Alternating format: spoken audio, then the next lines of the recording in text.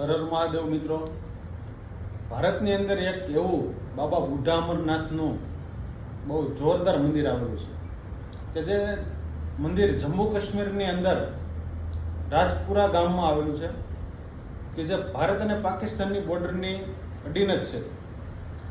તો બાબા બુઢા અમરનાથની યાત્રા સમસ્ત હિન્દુ સમાજ ભારતના હર કોઈ નાગરિક જઈ શકે છે.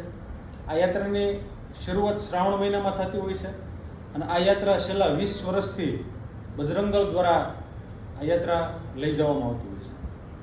આ યાત્રાનું 21મા વર્ષમાં પ્રવેશ બેસે છે.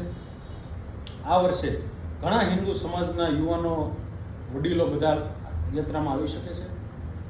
યાત્રાની અંદર જવાનો મુખ્ય ઉદ્દેશ એ છે કે આપણા જે સીમાડેના મંદિરો